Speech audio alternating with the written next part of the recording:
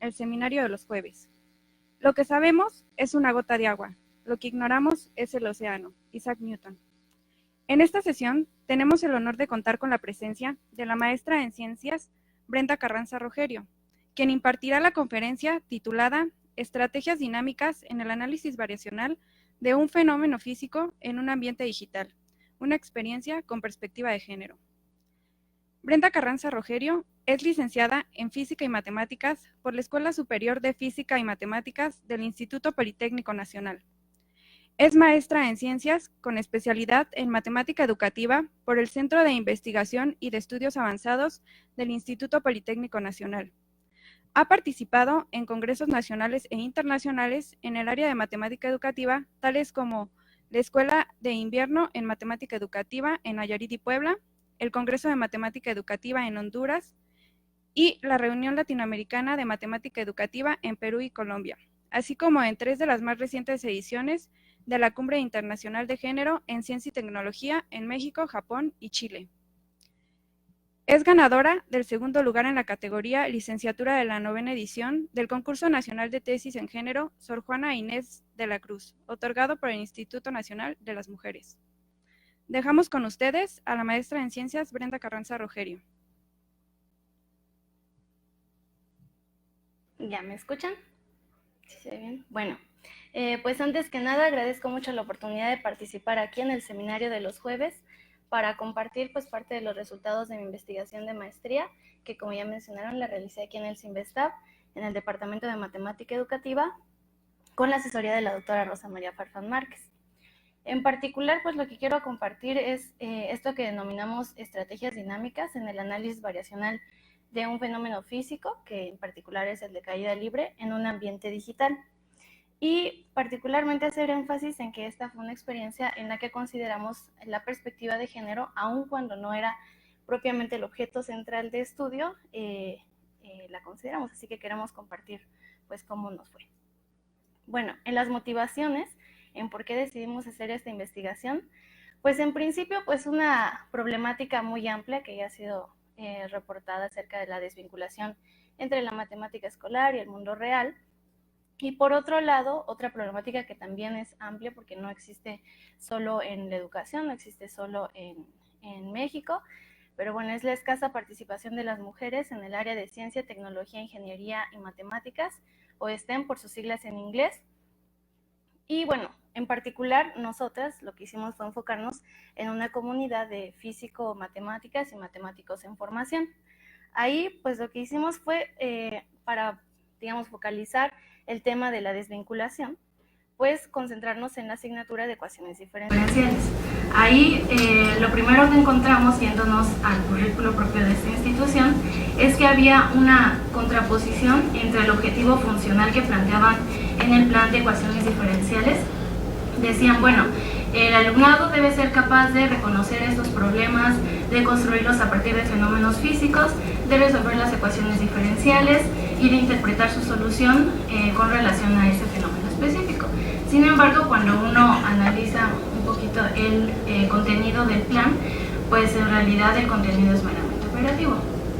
Esto lo reportan diversas investigaciones acerca de cómo usualmente hay una centración en reconocer el tipo de ecuación diferencial ordinaria y entonces identificar el método que le corresponde y mecanizar los algoritmos correspondientes a esas soluciones.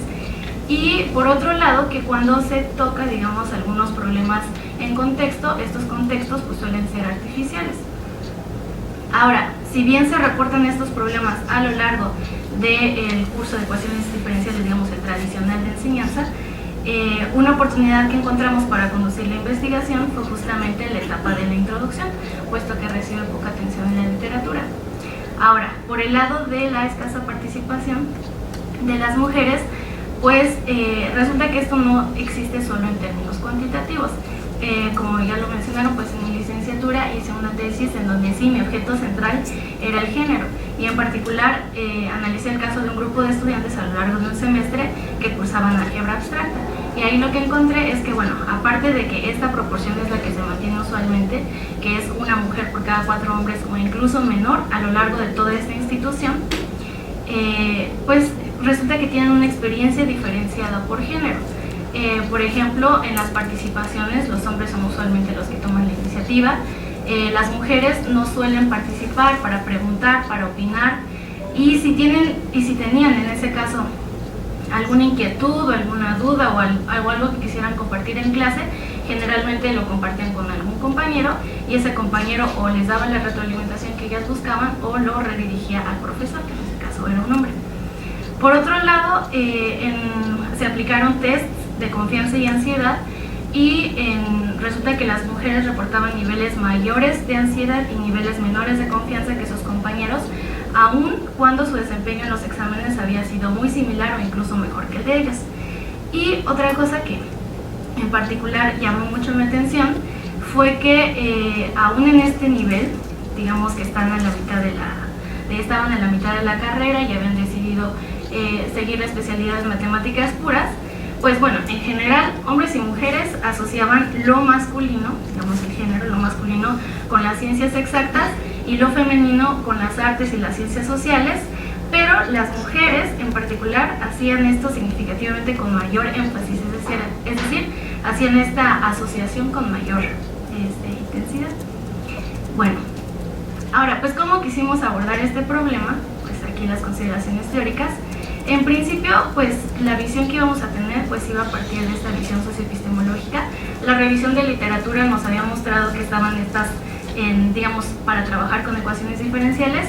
Algunas propuestas partían, por ejemplo, de modelación, incorporando tecnología, también integrando asignaturas del área STEM y, por supuesto, pues también hicimos una revisión en la línea de género, puesto que ya era una preocupación para nosotras. En modelación, pues en la línea igual de la socioepistemología, Arrieta y Díaz proponen esta noción del dipolo modélico, que básicamente pues es este binomio de modelo y modelado, donde el modelo se considera cualquier representación matemática que permite analizar algún aspecto específico de la estructura de lo que se modela. En cuanto a STEM, pues bueno, hay muchas investigaciones al respecto, pero en particular en esta línea también, Soto y Cantoral reportan cómo en las ciencias, en la ingeniería, se encuentra una base de significados naturales para las matemáticas, y lo que viene a jugar aquí la tecnología, y este es el punto más relevante, es que permite indagar procesos asociados a la modelación desde fenómenos de variación en las ciencias en general. Así, nosotras, digamos, en nuestras consideraciones teóricas, lo asumimos como una forma de producir y reproducir las relaciones variacionales que se dan entre los objetos matemáticos involucrados. Y en particular, una manifestación de esta forma de producir y reproducir, pues son las simulaciones. Así retomamos de Rubio, Prieto y Ortiz esto que postulan a la simulación como un elemento que permite fusionar la modelación con las tecnologías digitales para vincular hechos e ideas asociadas a un fenómeno físico. Ahora, ¿cómo lo hicimos ahora integrado con la perspectiva de género? Pues igual en la línea de socioepistemología, la doctora Farfán y la doctora Simón tienen esto que es uno de los principales resultados de su investigación, que es en cuanto a cómo las mujeres, usualmente en sus respuestas, tienden a asociar, incluso más que sus compañeros hombres, las matemáticas que trabajan con aspectos funcionales, con aspectos asociados a un fenómeno específico. Y el fenómeno específico que nosotras quisimos abordar, porque la literatura sí lo sugería como un fenómeno propicio para trabajar ecuaciones diferenciales, es el de caída libre. Ahora, con base en esto, bueno, hicimos todavía más análisis, consideramos las dimensiones que sugiere la teoría, y lo que configuramos pues fue esta unidad de análisis socioepistémica. Esta es una parte, adelante estará otra, es digamos nuestra propuesta, y parte principalmente de un análisis cinemático para irse dirigiendo hacia un análisis dinámico. Bueno, estas están basadas en dos prácticas de referencia que caracteriza el doctor Cantoral, la cinemática y la dinámica, en particular para el trabajo con cálculo. La cinemática trata de estudiar y en particular comparar y clasificar el movimiento, los tipos de movimiento, sin necesariamente indagar sobre sus causas, mientras que la dinámica sí busca esclarecer o analizar esas causas y asimismo describir el movimiento con respecto al tiempo.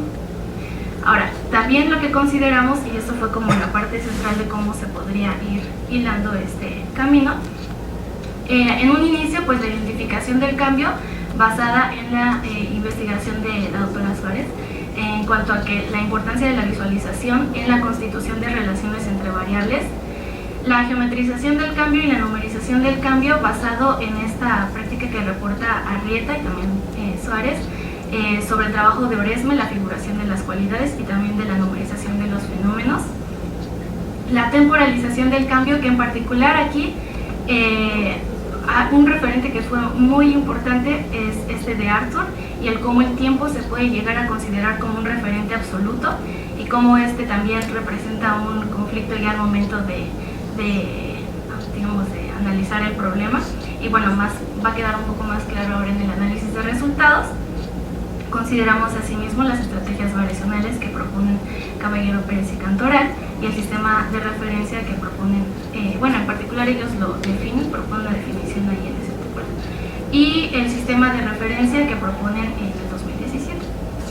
Ahora, respecto a las estrategias dinámicas, pues bueno, para estas nos basamos en la noción de valor epistémico de Artig, es decir, consideramos que existen acciones dinámicas en un ambiente dinámico, ya sea digital o no, pero existen ciertas acciones dinámicas y consideramos que para denominar las estrategias dinámicas tendrían que responder justamente a este valor epistémico, es decir, que permitieran plantear preguntas acerca del conocimiento que estuviera puesto en juego.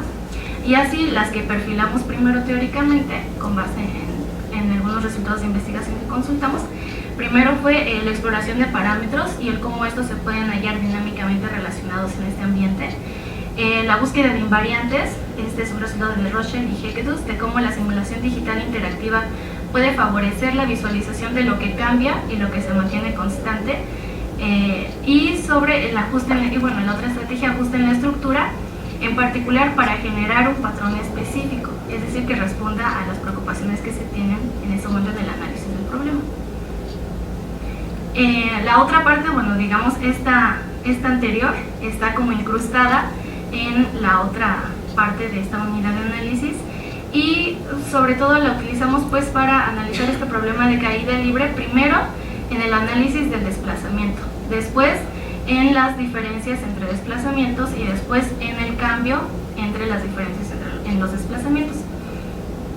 Y una noción importante que también retomamos en esta investigación fue un aporte de González, que citó Cantoral en el 2013, y habla de cómo la noción de derivada se estabiliza en la articulación de derivadas sucesivas mediante un tratamiento de ida y vuelta, es decir, ir del desplazamiento a las diferencias en los desplazamientos, pero también de las diferencias al desplazamiento, digamos aquí en unidades de medida absolutas, en nada más una dimensión, y por otro lado en las unidades de medida como relativas, la posición, la velocidad y la aceleración, también abordamos este proceso, ¿no?, de ida y vuelta entre un orden de variación y otro.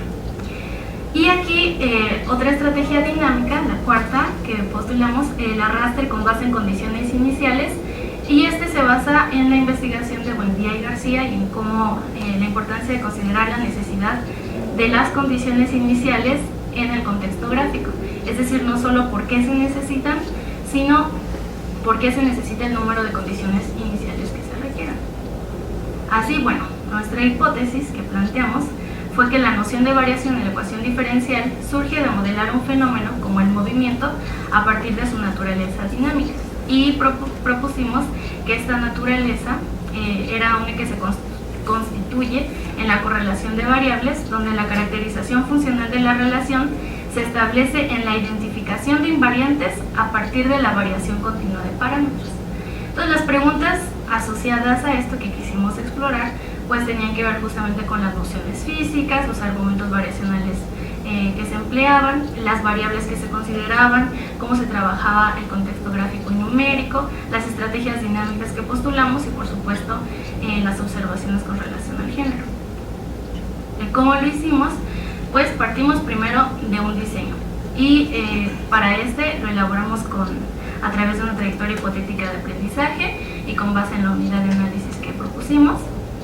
Hicimos una prueba piloto y luego ya contactamos a estudiantes de esta institución para que participaran. Estos estudiantes apenas habían terminado el primer y estaban próximos a cursar segundo semestre, que es donde está ecuaciones diferenciales.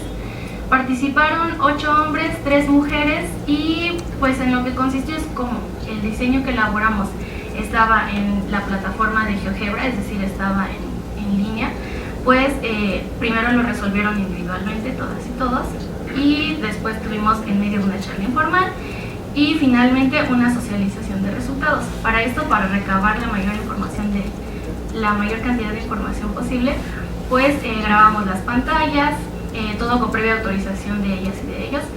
Grabamos también la sesión en audio, en video, y también llevamos un cuaderno de notas, tanto yo como un observador externo.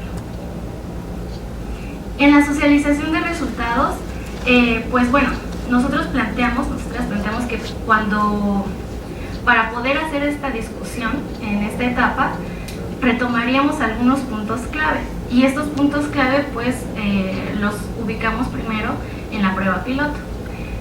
La plataforma GeoGebra lo que permite cuando se resuelve, digamos, el libro GeoGebra en línea, es que uno puede hacer un seguimiento de las tareas en tiempo real. Entonces uno puede ir viendo en qué parte van cada estudiante que está participando y también ver sus respuestas. Así, si de la prueba piloto surgieron ciertos puntos clave o críticos que queremos analizar, pues durante la socialización antes de la socialización en tiempo real estuvimos seleccionando respuestas, puesto que nuestro objetivo era presentar las respuestas con sus nombres al final, con el fin de propiciar este intercambio, y basados también en esto que mencionan Higuetus y Moreno Armella sobre la importancia del enlace entre el trabajo individual y el colectivo para promover la habilidad metacognitiva. Asimismo, en cada diapositiva, porque así fue como las presentamos, en cada diapositiva procuramos que siempre apareciera el nombre de una mujer, puesto que diversas investigaciones, particularmente Dasgupta y Stout, hacen mucho énfasis en eso, en la importancia de la sensación de pertenencia para las mujeres y para que se sientan incluidas en ese ambiente de construcción de conocimiento. Bueno, asimismo aplicamos una encuesta sobre el entorno sociocultural. Este es un formulario de Google que elaboraron los compañeros Hinojos y Torres Corrales, y también en la fase de análisis pues fue con base en la trayectoria hipotética que realizamos, asimismo en la unidad de análisis y aquellos resultados de género que habíamos identificado. Si bien analizamos en general los resultados de todos los participantes, nos enfocamos en algunas partes, en el caso de 2 hombres y de 2 mujeres. Ahora, sobre los resultados.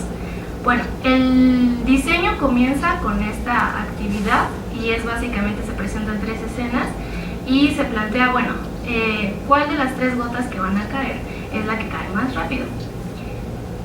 Entonces, bueno, el alumnado puede iniciar el applet, ya habían tenido primero una familiarización con el programa, y lo que se observa, bueno, en tiempo real es difícil identificar cuál de las 3 cae más rápido. Está un deslizador que permite ralentizar el fenómeno, lo reiniciaban y entonces podían apreciar la caída o las 3 caídas, manteniendo, digamos, este movimiento continuo, pero ralentizado. Al alumnado lo que se le dijo, bueno, está este deslizador que provoca esto, está el deslizador de tiempo donde uno puede manipular directamente el paso del tiempo, y los botones. El cómo lo usaran, pues ya eso dependía de cada quien. Y lo que encontramos es que, bueno, ¿en qué variables se consideran en la exploración inicial del fenómeno? Pues inicialmente distancia, tiempo y velocidad, esas eran las variables. Y el cómo se consideraron, pues lo que observamos es que fue a través de 2 tipos de comparaciones. En la primera era una comparación de relaciones en cuanto a que caía más rápido la gota que recorría la misma distancia en menos tiempo, y así argumentaban. Y en el otro, algunos estudiantes dijeron, bueno, es una comparación, establecieron una comparación de intensidades, puesto que aludían a que caía más rápido la gota que se movía con mayor velocidad promedio. Es decir, en ese caso está la relevancia de la cualidad dinámica del ambiente, puesto que permitió describir la intensidad a partir del movimiento mismo. Y bueno, en todo esto pues fue que fuimos analizando pues qué argumentos variacionales se empleaban, si eran geométricos, numéricos, algebraicos.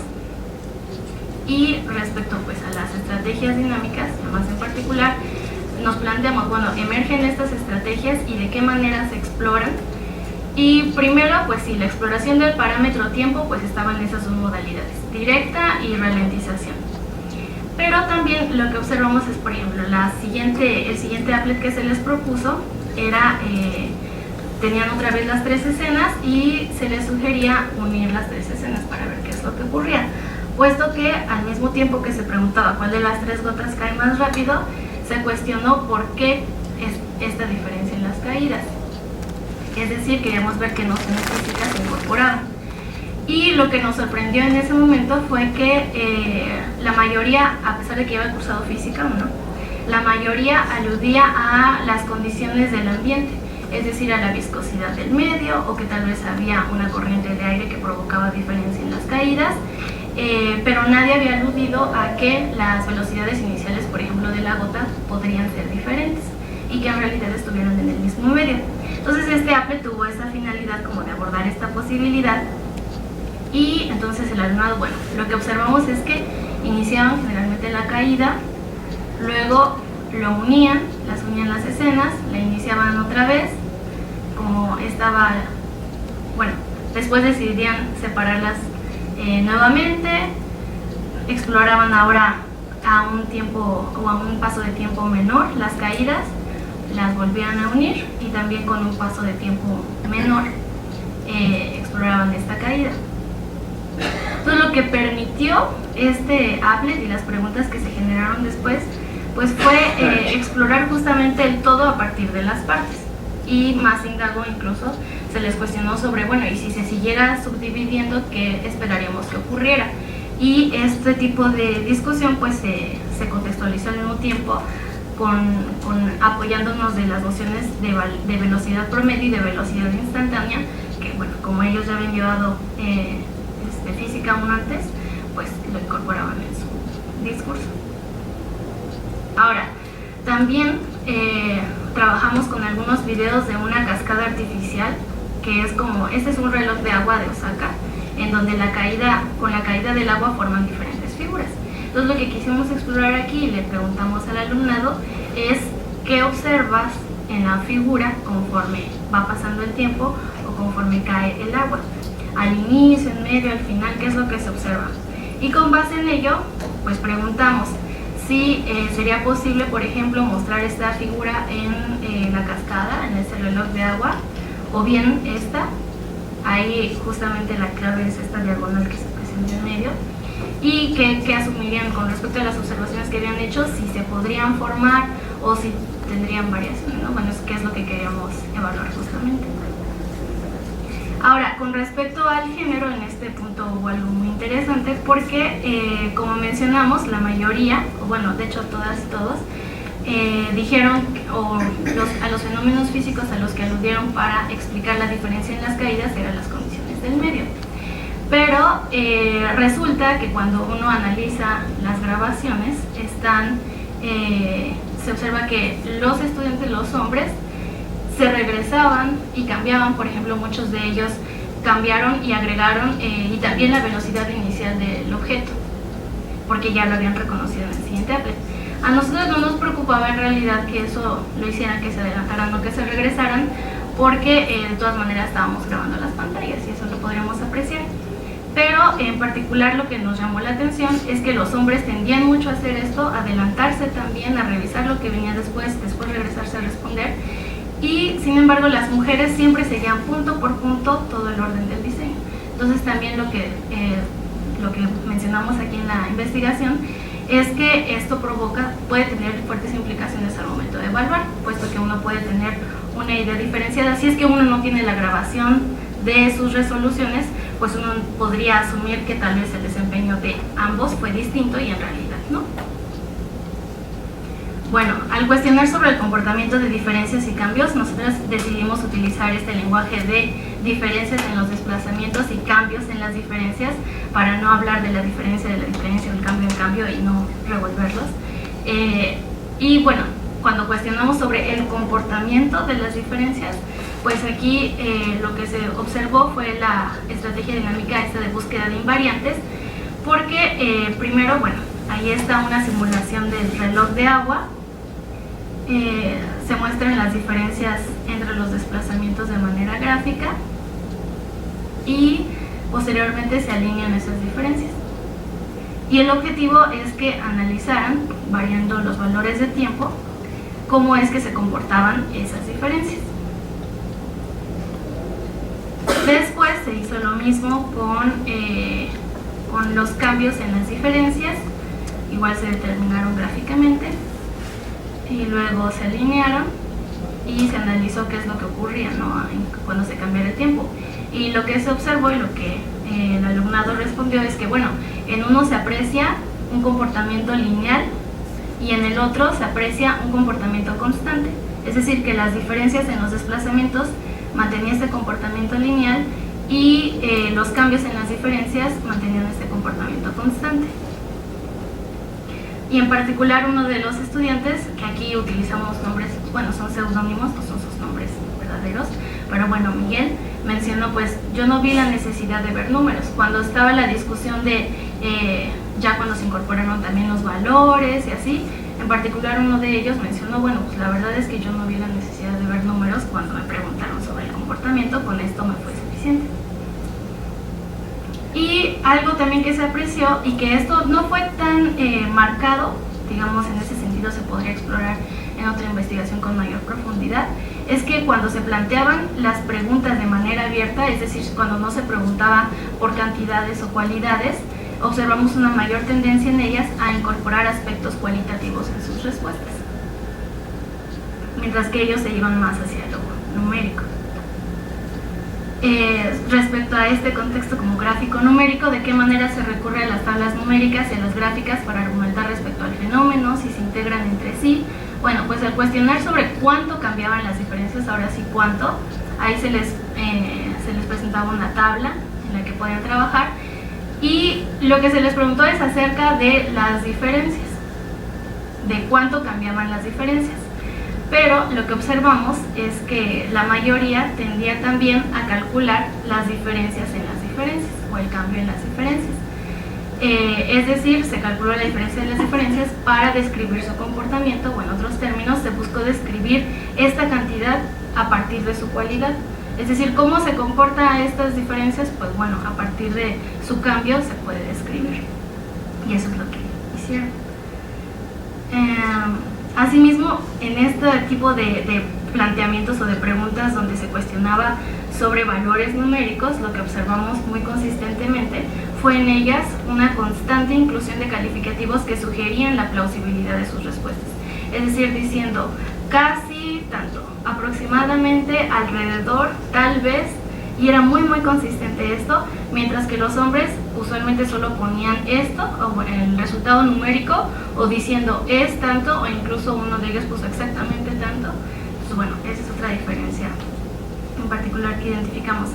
En general, se asoció la constante hallada con el comportamiento de las diferencias. Es decir, la constante que se halló en el último nivel se asoció con que el comportamiento de las diferencias sería lineal y, digamos, creciente.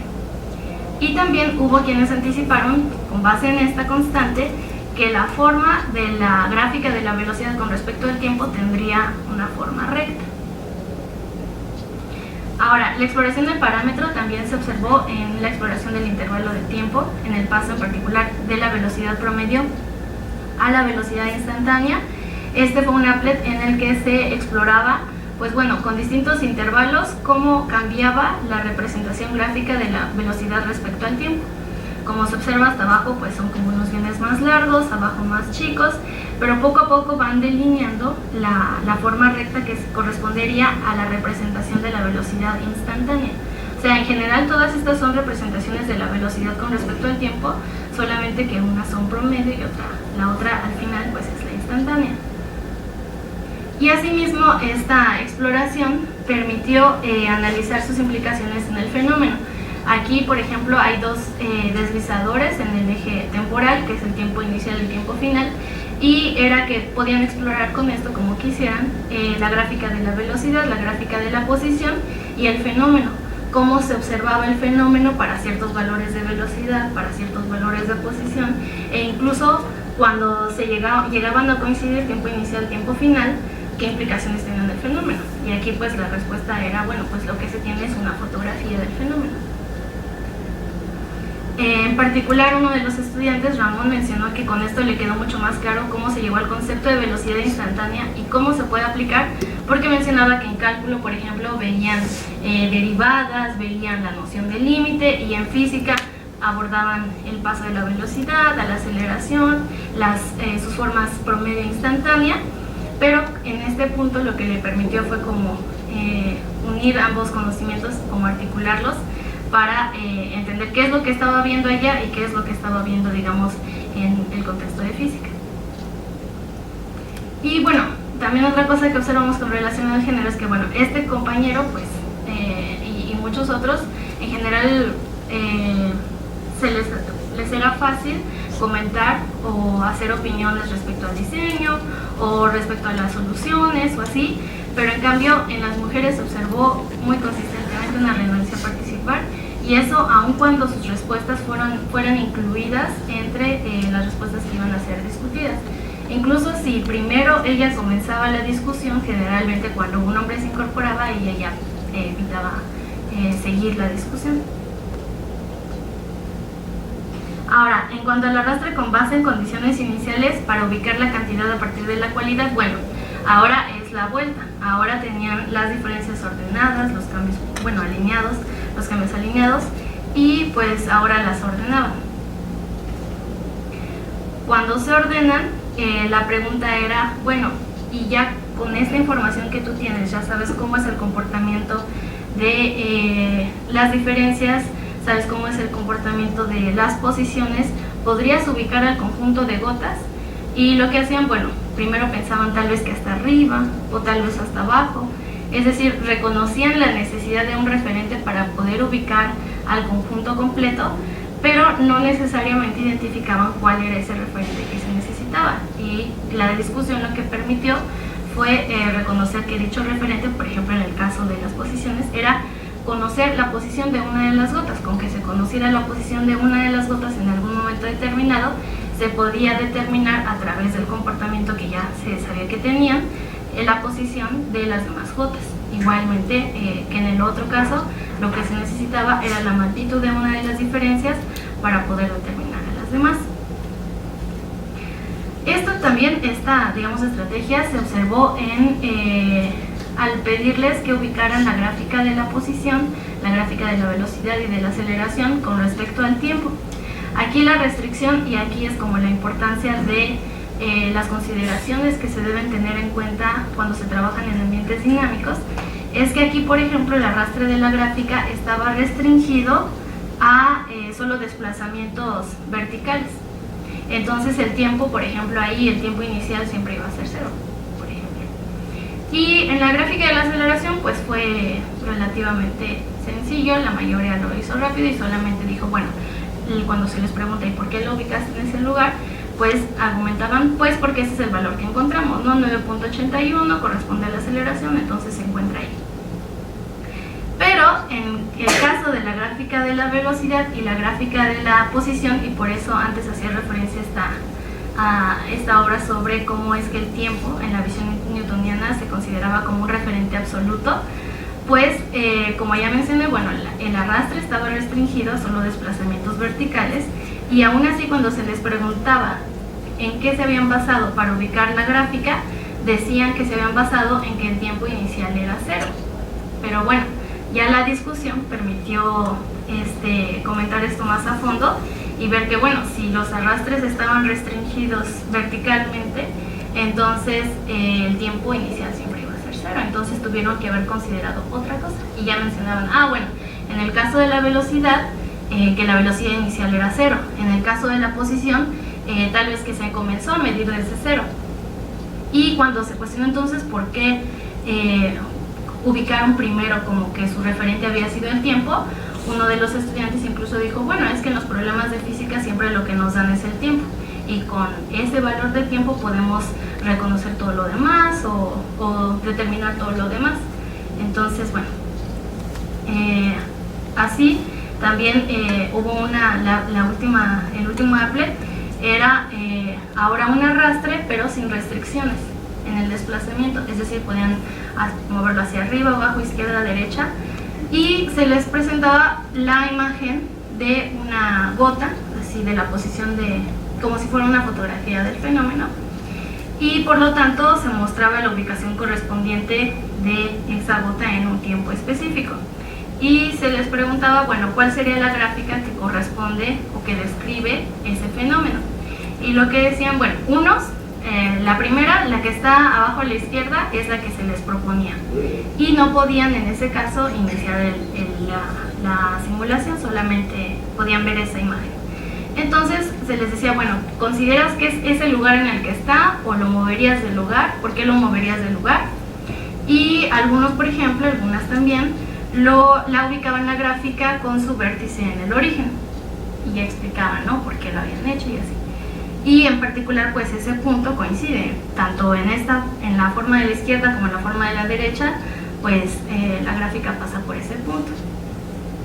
Ahora, lo que se observó, entonces ya cuando se les permitió iniciar la simulación, pues fue que el punto no correspondía, la trayectoria del punto no correspondía con ese lugar geométrico, ¿no?, con la gráfica de la posición. Entonces ahí entró el ajuste en la estructura, porque entonces comenzaban a reubicar la gráfica para poder describir el fenómeno que se estaba ahí mostrando en la simulación. Así pues, en esta parte fue que se abordó esto acerca de la necesidad de las condiciones iniciales, por qué se requieren y por qué esa cantidad, puesto que en este caso se veía como, además de la posición, es decir, además de saber por dónde pasaba, que eso ya lo tenían, era necesario conocer un valor de velocidad, es decir, en términos de la gráfica, conocer cómo pasaba esa gráfica por ese punto, para poder determinar la gráfica que modelaba ese fenómeno.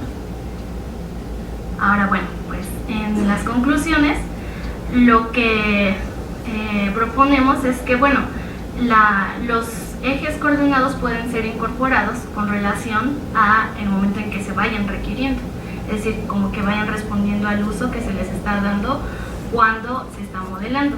Primero, pues se tiene la magnitud constante, digamos, en el análisis del movimiento. Primero se llegó a las diferencias, luego al cambio, y cuando se llegó al cambio en las diferencias se obtuvo una constante. Ese valor constante, digamos, es el primer valor que caracteriza el fenómeno. A partir de él, pues ya se tiene un eje variacional, por ejemplo, un eje temporal, el valor de A de la aceleración.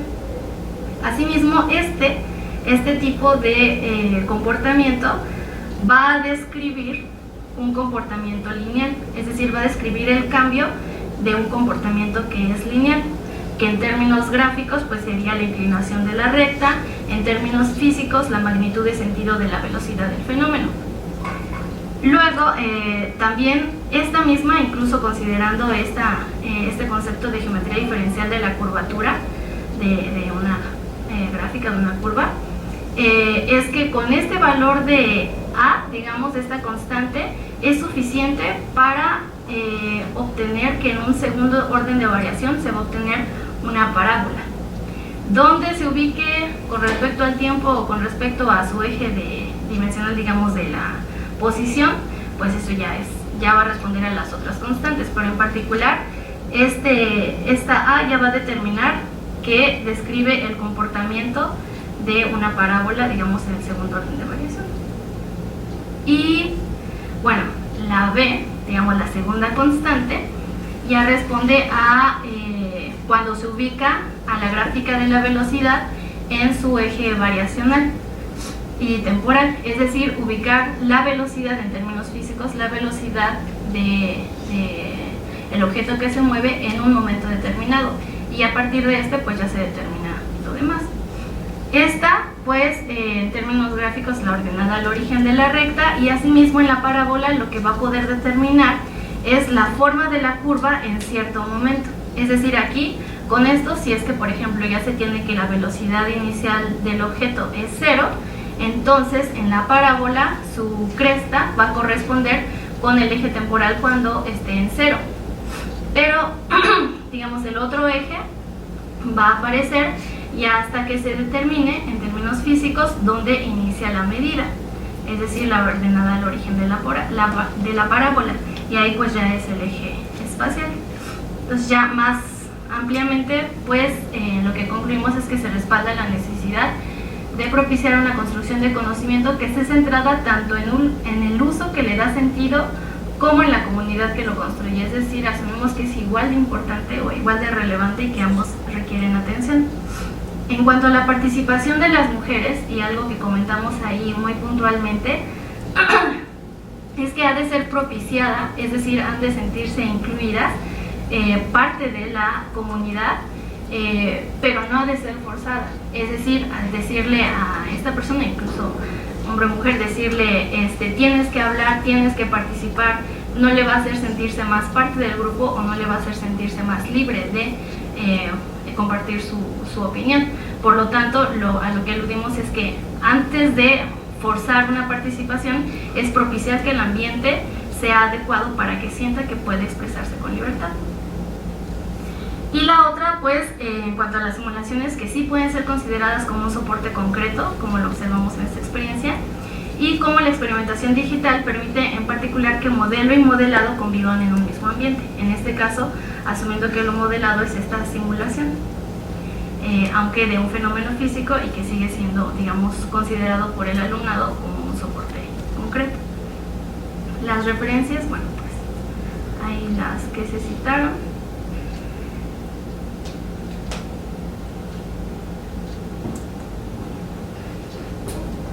Y ya, muchas gracias. Bien, agradecemos a la maestra en Ciencias Brenda Carranza Rogerio su presentación. A continuación, iniciamos la fase de preguntas y comentarios de nuestros asistentes y del público que nos acompañó desde la transmisión en línea.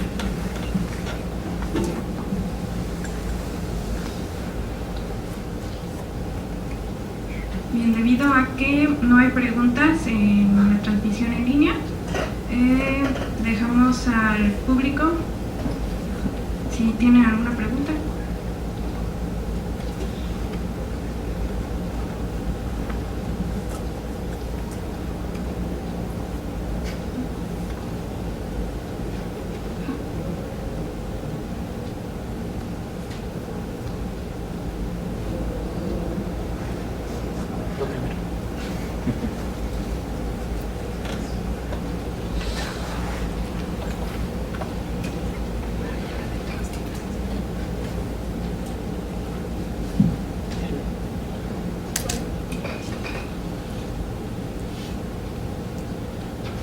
Bueno, pues muchas gracias, Brenda, por la presentación. Definitivamente me encanta la claridad de el orden y la estructura en tu presentación. Solo me queda una duda y temo que sea, y quizás seguramente sea, me descuidé en alguna parte. No me queda claro exactamente cómo el marco teórico que tomas como postura de inicio, que es la socioepistemología, impacta o te ayuda en la parte de los resultados. Estoy pensando en quizás si hubieras tomado otro marco teórico habrías obtenido los mismos resultados en esta idea de por ejemplo, no sé, si hubieras usado teoría de las situaciones didácticas en esta idea de hacer emerger de manera, de cierto modo, esta idea variacional de cómo se construye el movimiento, bueno, cómo se interpreta el movimiento con estas estrategias dinámicas, me queda como esa idea, esa laguna de saber si qué es precisamente lo que le aporta la diferencia de la socio a otra teoría. Aquí en particular yo creo que lo fundamental es esto de la funcionalidad y el cómo analizas tus resultados con relación a esa funcionalidad, es decir, cuando describían el fenómeno, cuando describían, por ejemplo, o hablaban de la gráfica o hablaban de las condiciones iniciales que emergieron, había una constante relación con nociones de la física y con nociones incluso como más básicas, como de cómo es que se está moviendo, y ahí en particular pues también para poder describir, y ahí lo mencioné al inicio, nada más que ya no hice mucho énfasis en eso porque fue como transversal, esto de las estrategias variacionales y además en el análisis variacional, cómo es que se va incorporando, digamos, que cómo van comparando en un inicio, cómo van haciendo una seriación cuando ven diferentes valores, cómo presentan también una propuesta sobre sus predicciones acerca de cómo se va a comportar después el fenómeno y también una estimación de cómo se va a comportar en puntos intermedios. Entonces lo que permitió en particular pues fue eso, saber cómo analizar esos datos, porque en principio uno podría observar solamente que aludían a la física, pero con digamos, con estos resultados se pudo apreciar pues de qué manera es que la iban integrando a sus argumentos. Y por otro lado, pues en cuanto al carácter situado, y es que ahí, bueno, algo que fue un reto al inicio, es que nosotras nos planteamos, bueno, como pregunta para género, habíamos dicho que fuera cómo utilizan los argumentos, más bien si utilizan los argumentos que aludan hacia lo funcional más que los hombres o no, pero lo que vimos es que, bueno, como desde el inicio quisimos integrar eso y quisimos propiciar eso, pues no íbamos a poder obtener muchas respuestas en ese sentido, y por lo tanto pues fuimos incorporando otros resultados en la línea de género. Pero sí, sin duda fue importante, teniendo en cuenta lo que asumimos respecto al conocimiento o la construcción de conocimiento, su carácter situado. Vale, gracias.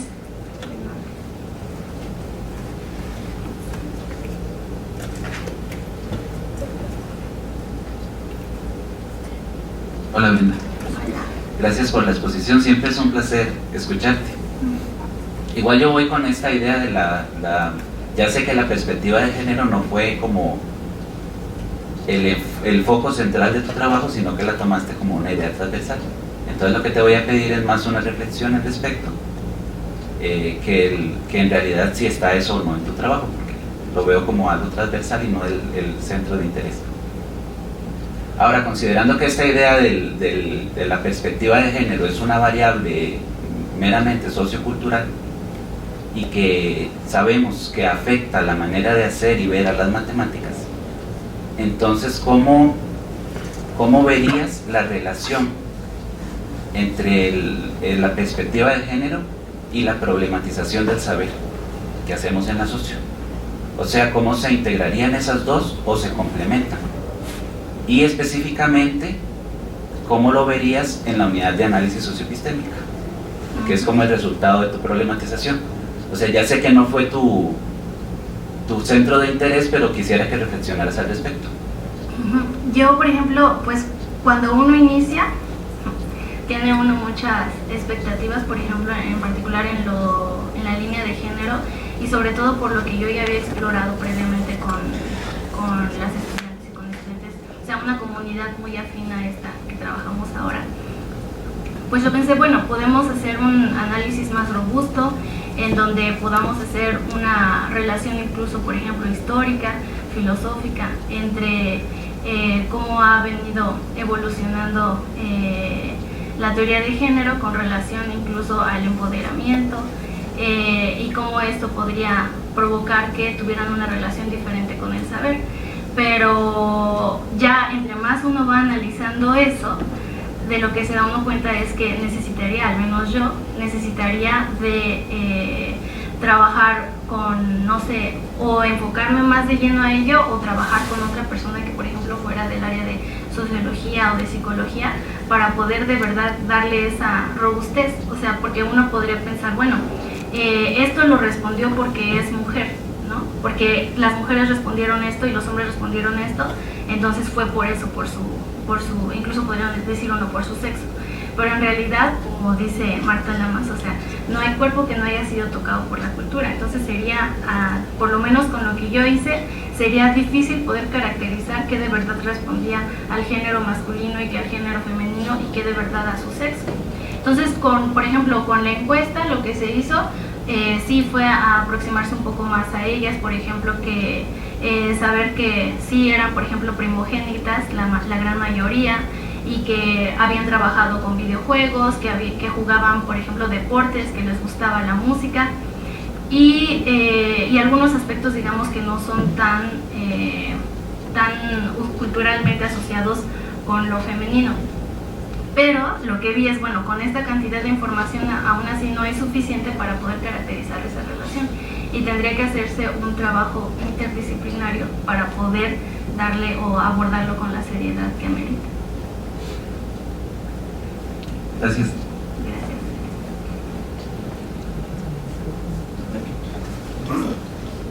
Bueno, a ver si no digo barbaridades.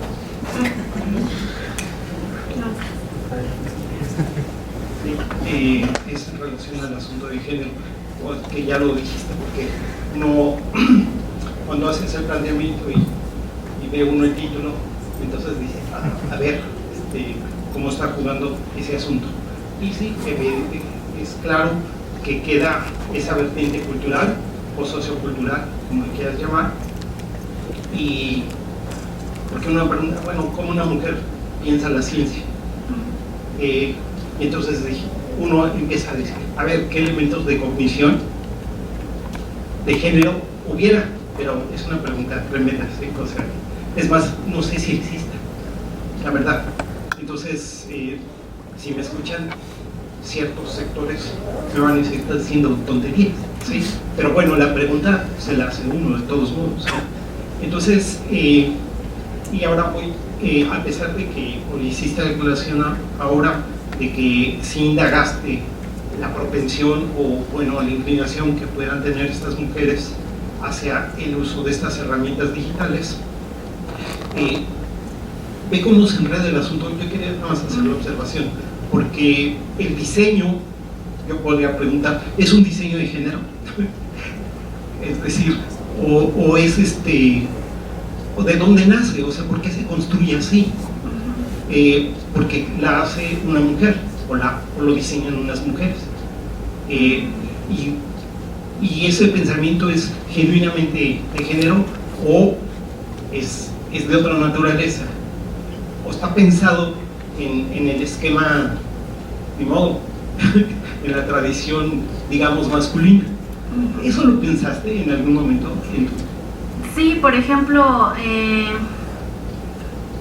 lo primero que se consideró para que fuera, digamos, un diseño que integrara la perspectiva de género fue esto de la necesidad que reportaron la doctora Farfán y la doctora Simón de rescatar lo funcional. O sea, desde ahí de entrada esa fue la perspectiva. Decían, bueno, es que las mujeres se encuentran incluso doblemente discriminadas porque no se suele atender a la funcionalidad y ellas recurren todavía más que los hombres a ello. Entonces, en ese sentido se quiso integrar. En cuanto a si implica el ser mujer haber hecho un diseño de género, eso no. Eso, o sea, puede ser incluso un hombre y hacer un diseño de género, o una mujer y no hacerlo. Pero lo que sí vi al final es, por ejemplo, con esto de si se abordan las matemáticas de manera diferente. Hay una cita de la doctora García de León que dice que, por ejemplo, con pocas mujeres en la política, al entrar ellas, cambian las mujeres. Y con muchas mujeres en la política, cambia la política, decía ella. Entonces, uno podría, digamos así, idealmente pensar en que la ciencia podría ocurrir algo similar. Incluso hay resultados de cómo, por ejemplo, cuando hay proyectos de investigación internacionales y se integran mujeres, estos proyectos tienden más hacia la interdisciplinaridad, pero sin embargo que tienden a ser menos citados porque aún el trabajo interdisciplinario está en sus inicios y no mucha gente se quiere integrar con eso. No, eso me queda claro, porque digamos, yo sé perfectamente que lo que tú estás pensando ya no es reivindicatorio, por decirlo así, sino es la visión del género respecto a la ciencia o de la interpretación de un fenómeno físico y de cómo lo está reflexionando con sus colegas. Y si hay una manera o hay un detallito que la hace ver distinto a como lo han venido haciendo los varones, aún la misma ciencia, aún lo mismo, es más, es una barbaridad lo que voy a decir, la caída libre vista desde esa, puede parecer tonto, pero sin embargo uno se lo pregunta. Muy bien, gracias, felicidades, está muy bonito tu trabajo. Gracias, muchas gracias.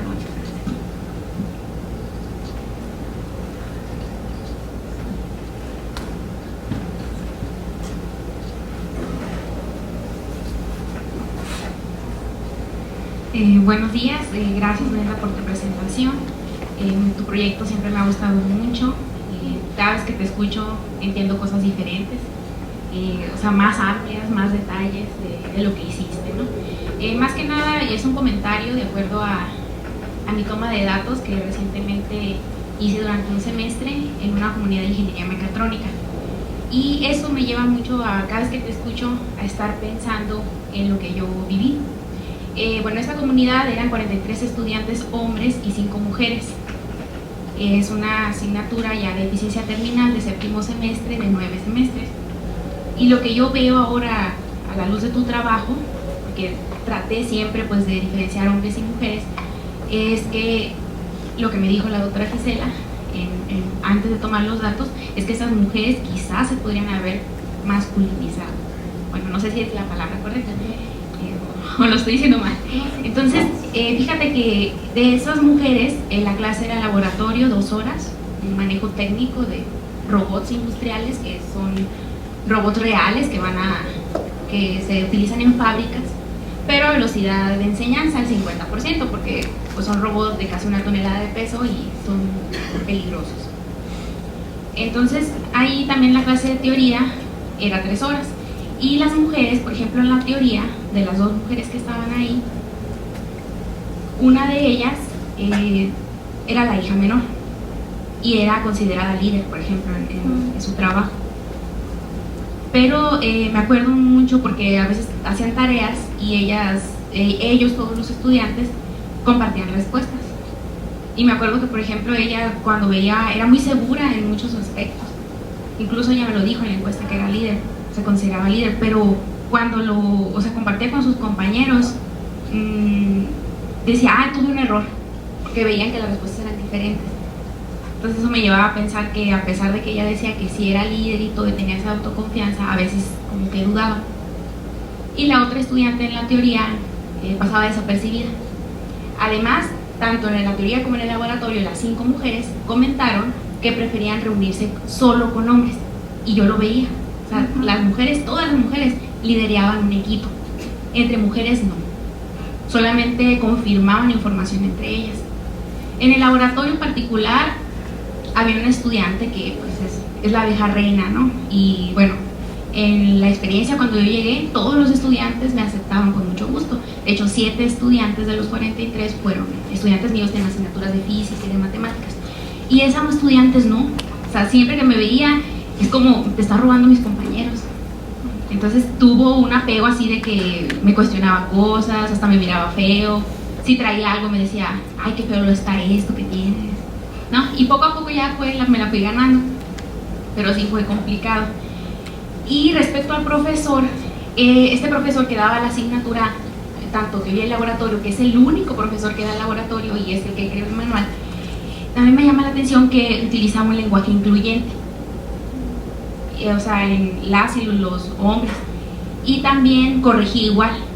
O sea, él mismo al manejo del robot y en la teoría les ponía los mismos retos, o sea, no hacía diferencia, y tampoco forzaba de ninguna manera a la gente a que contestara. Pero sí era muy marcado que las mujeres tenían que liderar solo una de ellas en cada equipo, y lo que ellas decían se tenía que hacer. Entonces, por eso considero que sí se han masculinizado. Y respecto a los videojuegos, por ejemplo, en la encuesta, porque también el profesor decía en el laboratorio, bueno, ¿quién juega videojuegos? Y ya contestaba, no, pues que yo. Porque el que no juega videojuegos le va a ser más difícil. En esta asignatura es bueno jugar videojuegos, pónganse a jugar, porque el control del robot, o sea, una interfaz, bueno, el control en el sentido así como un control remoto de televisión, tiene varios botones, y uno de abajo se llama Dead Man Switch, que es el botón del hombre muerto. Cuando lo manejaban, el profesor les decía woman, o sea les cambiaba siempre hombre y mujer, ¿no? Y siempre pues términos en inglés. Ese botón lo que hace, siempre lo tienes que mantener aplastado porque es un control de seguridad, ya que las personas cuando nos ponemos nerviosas apretamos a veces en lugar de soltar. Entonces es un control, ¿no?, para detenerse. Y por ejemplo ahí los hombres, a pesar que las mujeres en su infancia, todas las mujeres encuestadas, decían que nunca habían jugado videojuegos, ni tampoco hacían cosas de construcción. O sea, tampoco les gustaban los juegos de construcción, pero sí jugaban al aire libre, jugaban con muñecas, jugaban a la cocinita, cosas de niñas, pero cuando llegan a la secundaria, bueno, ya en sus pasatiempos actuales ya incorporan los videojuegos. Eso también se me hizo algo muy importante. Y respecto al manejo de la interfaz de usuario, ninguna mujer tuvo ningún problema. Pero los hombres, algunos hombres sí. Entonces, yo pienso ante todas estas cuestiones, tanto el trato del profesor, que les ponía los mismos retos, que no las obligaba a participar, pero que ellas sí eran líderes, pienso que se han masculinizado, o sea, en muchos sentidos. Y bueno, ya por último, emocionada yo con el trabajo, es que, por ejemplo, respecto a la escolaridad de los padres, todos los padres de los encuestados, me parece que el 65%, ¿sí? Todos los papás habían alcanzado una licenciatura, bueno, la mayoría, ¿no? Y eran empleados en una empresa. Y las mamás, el 75% tenían bachillerato, el 25% carrera técnica y el 25% secundaria. Pero las mamás de todas las mujeres trabajaban, tenían un negocio propio.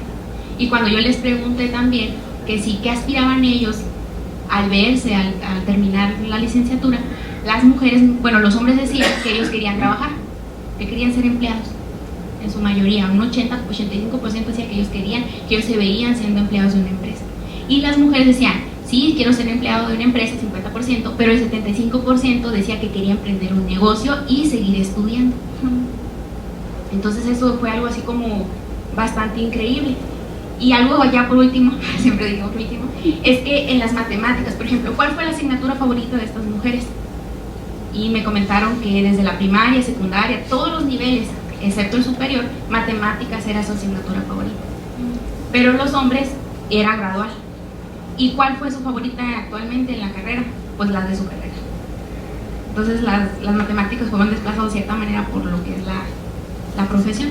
Entonces, otra vez vuelvo a pensar, en voz alta digo que sí se han masculinizado las mujeres, aunque sí guardan ciertas cosas de mujer, pero bueno, del estereotipo más bien de mujer, pero sí su comportamiento sí es como hombre. Sí, bueno, retomando primero desde las motivaciones, por ejemplo, estas estudiantes, cuando hicimos la charla informal, estaba preguntando, como le pregunté a cada quien, ¿y por qué, cómo te motivaste a estudiar esta licenciatura? Y decían, bueno, pues eran diversos, ¿no? Algunos estudiantes hombres decían que porque veían programas de ciencia desde chicos, otro que alguna vez me invitaron a algún concurso y a partir de ahí les gustó y así. Pero en las mujeres casi siempre lo que había sido importante había sido el papel de un profesor o alguna persona cercana que le había como influido en ese sentido. Algunas decían, no, a mí de plano en la primaria no me gustaba nada y de pronto en la secundaria tuve este profesor o esta profesora que nos la trataba así la física de esta manera que dijimos, no, pues, que dije quiero intentar eso. Por otro lado, bueno, respecto a esto de la masculinización, pues principalmente pues tiene que ver con la identidad de género, ¿no? O sea, independientemente del sexo que tengan las personas, pues pueden tener una identidad que se inclina hacia una o hacia otra. Y lo que observé es que, por ejemplo, cuando trabajé con las estudiantes en la licenciatura, ellas me decían sí, siempre que les gustaba juntarse más con los hombres, pero aún así que ellas sabían, por ejemplo, que las mujeres tradicionalmente se interesaban, o ellas decían, usualmente se interesan que por la ropa, que por la moda o cosas así. Y digamos en este sentido, como decía García León también sobre las élites discriminadas, o sea que al mismo tiempo ellas no eran parte de la comunidad de mujeres en general, pero tampoco eran parte de la comunidad de hombres, porque cuando se les preguntaba, ay, ¿tú crees que a algunos de los dos se les dificulta, a hombres o a mujeres se les dificulta, se les facilita más matemáticas o álgebra?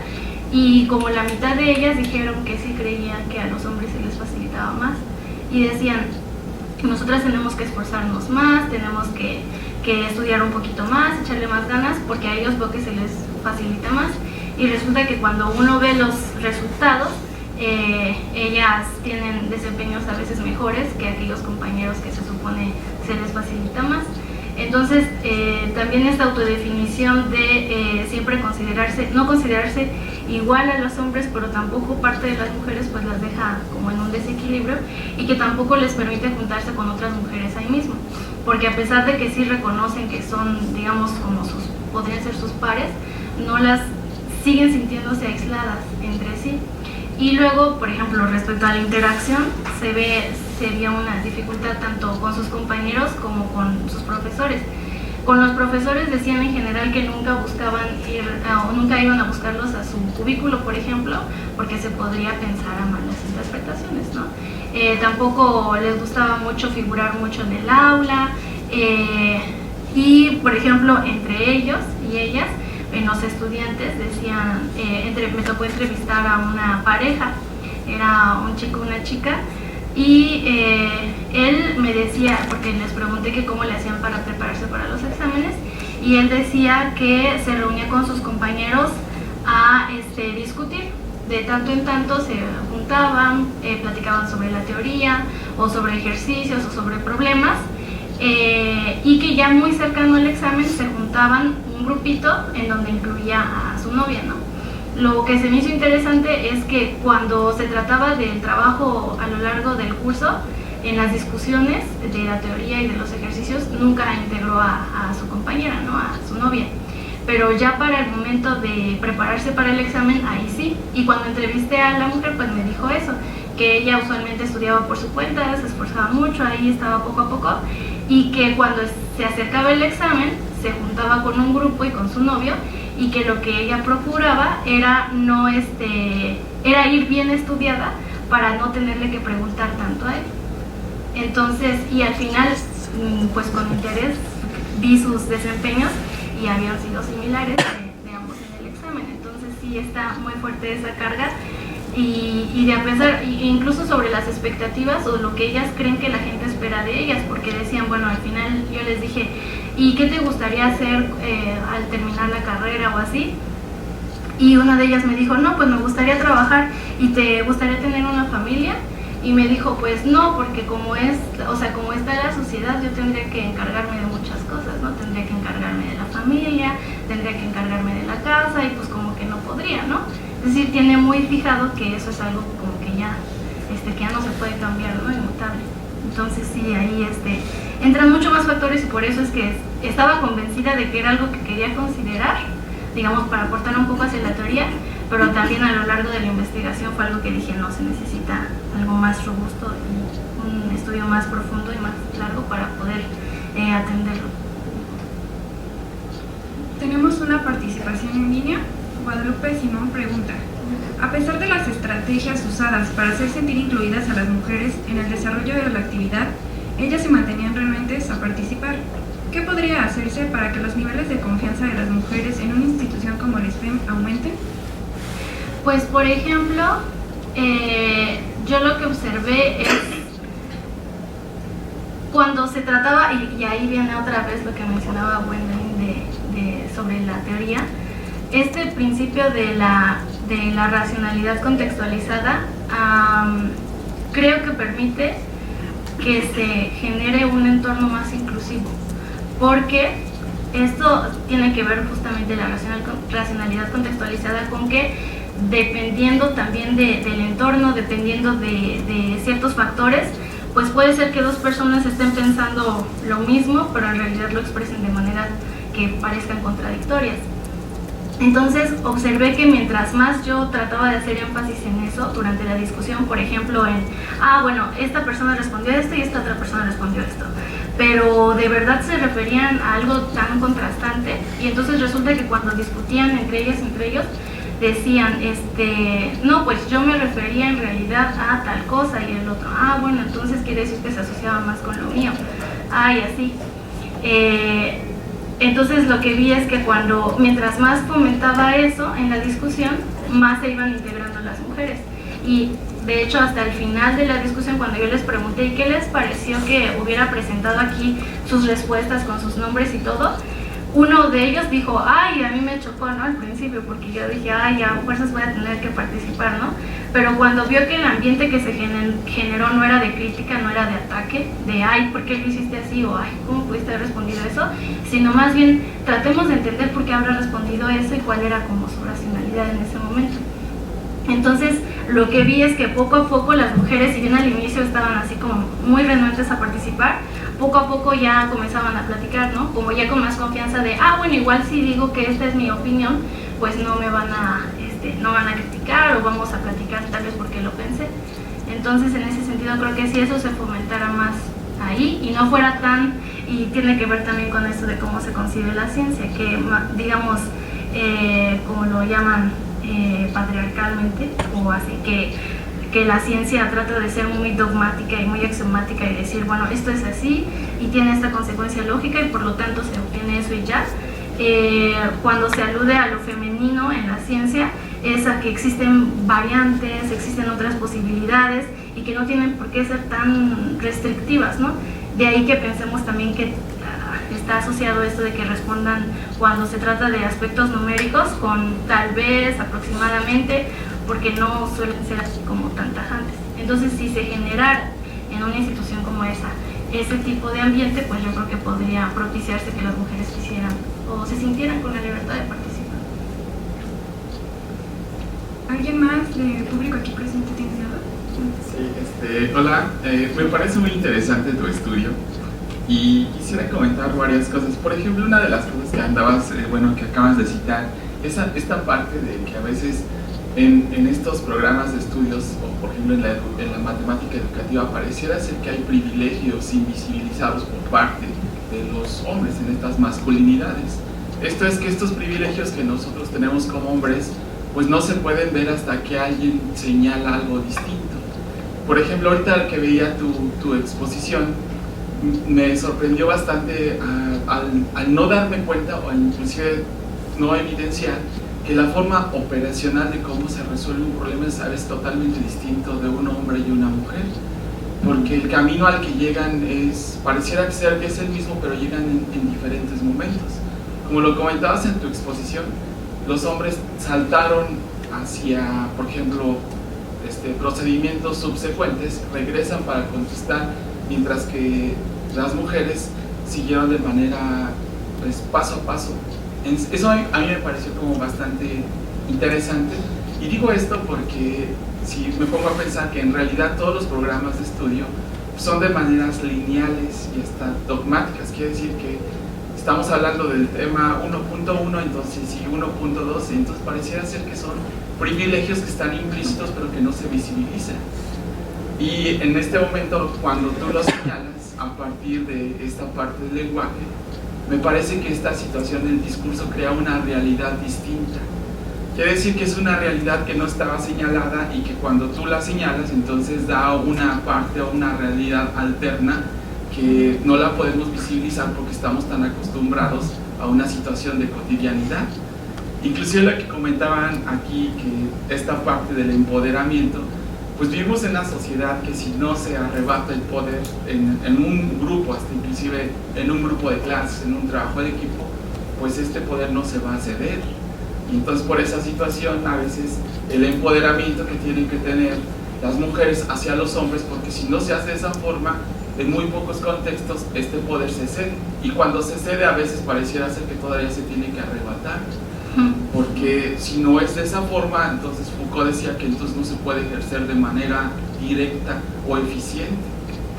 Y me parece que a veces esta parte de que a veces uno como hombre dice, uno habla de la mujer, pero pienso que ustedes como mujeres hablan desde siendo mujeres, y entonces si un hombre habla de la mujer que hace ciencia, entonces las mismas mujeres que hacen ciencia es una realidad totalmente distinta. Pienso que esta parte de que el trabajo, no sé si el objetivo fuese, pero sí pienso que abriste una brecha, una realidad totalmente diferente al saber o al conocer como un objetivo final, de qué relación o cómo percibía uno el que cae una gota en relación de la velocidad o el tiempo. Entonces totalmente es una variable que no me imaginaba que pudiera estar presente. Te felicito por tu trabajo. Ay, muchas gracias. me reconforta mucho su felicitación. Y sobre todo que sea útil. ¿Mande? No, es que ahorita, con base a lo que decía, es que qué tal que el diseño lo pensaras para ver cómo funcionan los varones. O sea, porque aquí hay una atención y cómo se integran, qué hacen las mujeres, una atención hacia ellas, y entonces ¿por qué no la voltean? Ajá. Y dice, vamos a ver cómo funcionan los varones con este diseño. Sí, de hecho, sí. Bueno, es que me acordé de luego un compañero con quien luego he trabajado esto, y luego le comento, como es fuera de digamos, de esta maestría, o sea, es de otro lugar, le comento, ¿no? Y bueno, yo encontré esto, o luego le comento sobre cómo escribo las cosas o cómo las planeo, y me menciona, pues, me hace comentarios, por ejemplo, como de, creo que en este punto podrías incluirnos también a nosotros, ¿no? O creo que esto también nos pasa a nosotros, ¿no? Entonces, a veces sí uno, por más que uno trate de ser lo más equitativo posible, o de focalizar la atención en ambos, pues resulta difícil, y sobre todo teniendo esta problemática pues que sigue vigente, y con lo que comentaba, que antes que nada pues sí, me alegra mucho que sea algo que pueda contribuir en algo a esta investigación. Y bueno, respecto a la realidad alterna, pues es justamente lo que hace la perspectiva de género, mostrar otra perspectiva de lo mismo que hemos visto siempre, y que sin embargo se normaliza. O sea, el problema, yo creo, el principal problema actualmente respecto al género es la normalización, y que se asume como un problema ya superado. Por ejemplo, con esto del motivo del 8 de marzo, ¿no? Del Día Internacional de la Mujer, y el hacer conciencia de, bueno, qué es en realidad lo que se está conmemorando, se está haciendo conciencia, y de hecho histórica, ¿no? De por qué estamos en donde estamos y por qué todavía nos falta. Pero el problema es que existen como un oleaje, ¿no? Por cada cosa que se consigue, de repente viene otra respuesta, como en general de la sociedad, no solo hombres, sino también mujeres, de repente encuentra como en ciertos retrocesos, de pronto se abre un cierto camino, y otra vez no vuelve a ser como atacado, como existe mucha resistencia a querer cambiar las cosas como están, y están asociadas justamente con lo que mencionaba del poder. Y por eso es que yo, incluso hacia futuro, proyecto que más bien en un futuro se va a hablar sobre como discusiones más bien de poder, porque la masculinidad, por ejemplo, se asocia con el control, el poder, la dominación, y lo femenino con la sumisión. Y yo creo que incluso hay hombres que están en el otro lado, como en lo femenino, mujeres que están en lo masculino, solo que existe esta cantidad mayor de hombres en este lado y de mujeres en el otro lado. Pero yo creo que la discusión en un futuro tendría que ir justamente hacia las relaciones de poder. Y en eso me acordé también de un artículo que nos compartió la doctora Gisela sobre cómo es importante también que las personas que son parte del privilegio, digamos, no solo hombres, por ejemplo, sino también personas de raza blanca o así, cómo que esas personas sean también conscientes del problema y quieran hacer algo al respecto, es fundamental, porque si no tendría que ser una lucha de arrebato, y al final pues no, se trata de que ambas, o sea, todos consideren que con esta lucha todos ganan, todos, y que van a tener más libertades, por ejemplo, los hombres de hacer cosas que por lo que socialmente están impedidos, ¿no? Siempre es un gusto escucharte, también te felicito. Y pensando lo que se discute acá y un poco por lo que decía Javier, es que hacer diseños o estrategias que favorezcan un poco el pensamiento de las mujeres no les causa ninguna limitación ni ningún problema a los hombres. Es decir, a lo mejor hasta propicia una forma también favorable para ellos en pensamiento. Justo lo que se está buscando o lo que se quiere es generar condiciones de igualdad que favorezcan a ambos. Nada que se haga a favor de las mujeres es en contra de los hombres. Entonces, bueno, entenderlo así también favorece. Nada que se haga a favor de las minorías entorpece a las mayorías. Al contrario. Que se trate de privilegios muy, digamos, injustos. Sí, solo bloquea la injusticia, ¿no? Hace que las cosas sean un poco más igualitarias, democráticas, eso. Y pensar como investigadores, como creadores de ciencia en estas cosas va a favorecer esa condición del resto de la humanidad, ¿no? Solo eso. Muchas gracias. Bueno, yo voy a hacer una pregunta que se va a salir del género, perdón. A mí me gustaría saber cómo estás entendiendo y utilizando la noción de funcionalidad. Y bueno, después de escucharte quiero decirte por qué. Bueno, yo la funcionalidad la entiendo como el emplear las matemáticas con un uso en mente, con una intención en específico para abordar algún problema en específico, aunque aquí sí me estoy centrando en particular en funcionalidad en el contexto de física y sobre todo pensando en la comunidad en la que estoy atendiendo de la carrera físico-matemática y cómo el ideal es que puedan integrar tanto área de física como matemáticas para abordar problemas en el mundo real. Bueno, la razón por la que quería entenderlo es porque siento que hay una como confusión o puede haber una confusión con el carácter situacional del conocimiento. ¿Y por qué creo que hay que ponerle como mucho cuidado en la caracterización de uno y otro? Porque lo situacional es algo a lo que le ponemos atención todas las teorías sociales. Entonces, eso no hace la distinción de que tú estés en la teoría socioepistemológica. Sin embargo, a mí me parece un poco, para retomar la pregunta que te hizo Gwendolyn, que lo que sí estás haciendo es un muy buen análisis variacional. Y la forma en la que lo estás haciendo y en la que digamos, tus instrumentos de análisis, eso sí, solo lo hace la teoría socioepistemológica.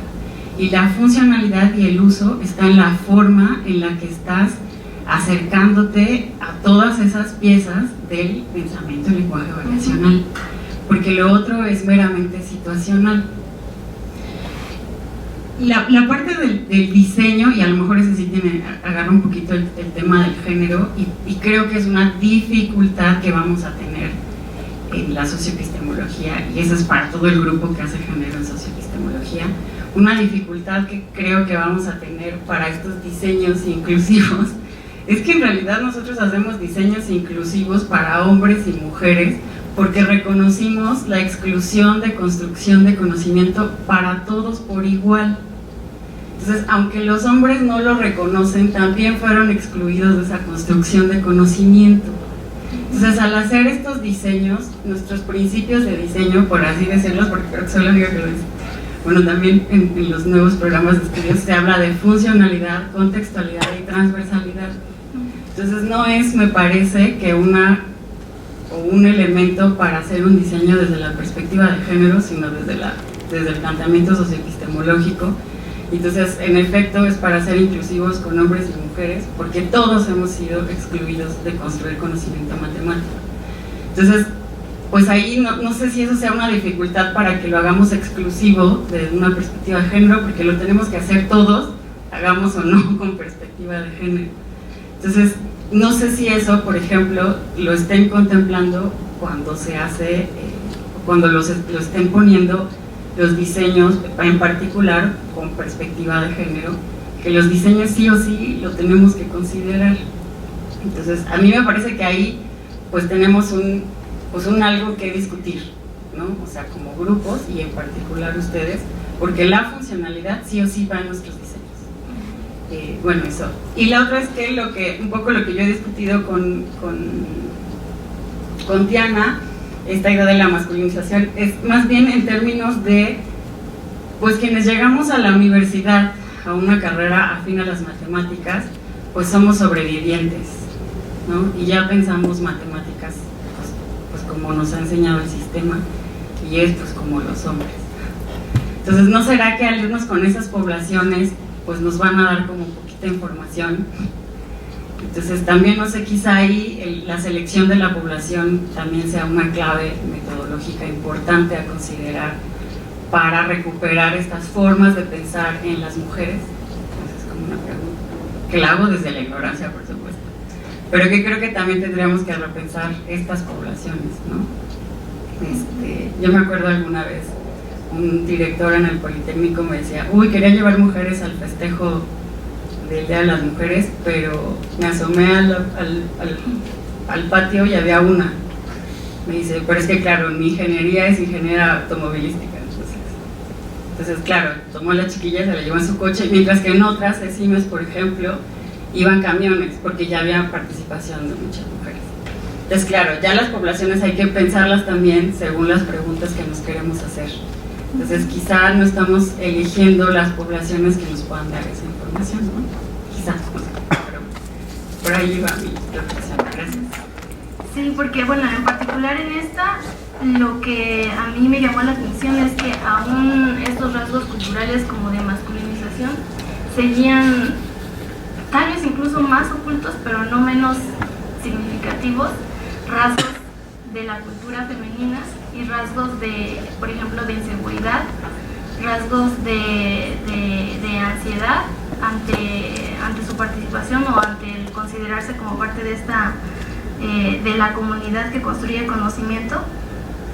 Y sí, incluso yo creo que sería un gran aporte considerar otras poblaciones, poblaciones de CIMEN, donde incluso al inicio era una mayoría de hombres y luego resulta que ya hay algunas instituciones en donde empiezan a haber más mujeres, y cómo eso podría provocar ciertos cambios incluso en la manera en que se abordan las clases tal vez. Pero pues como lo he dicho, pues sí se necesitaría además acompañarlo de un estudio como más detallado de su experiencia y de su ¿cómo sería el background? Como sus experiencias familiares, sociales, culturales que han experimentado para poder estar ahí, porque incluso con el hecho de que haya más mujeres, pues también otras se van animando más, y en carreras en donde de entrada saben que van a ser muy poquitas, pues eso también va a estar en detrimento en que más se quieran sumar. Pero bueno, sí, y sobre la funcionalidad, sí, para nosotros fue como, bueno, de entrada eso es algo que se persigue en la teoría, ¿no? Es un objetivo para los diseños que realizamos, pero en el caso de las mujeres, pues lo que vimos es que sí, con la experiencia que se había tenido previamente, ellas recurrían todavía más a estos aspectos, pues era como perfectamente compatible con nuestra perspectiva de género o con lo que adoptamos. Para irnos todavía más allá y más en relación con el saber, pues es donde se tendría que hacer algo más profundo.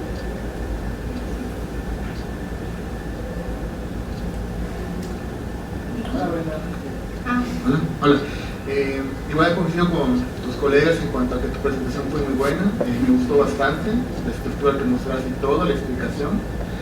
Hay dos cuestiones que me gustaría platicar contigo, una es una duda muy puntual y la otra escuchar una reflexión tuya. La duda puntual es sobre un concepto teórico que muestras en tu marco teórico, y que aunque me parece haberlo percibido durante la explicación, siento que no se hizo como explícito, entonces me gustaría como escuchar un poco.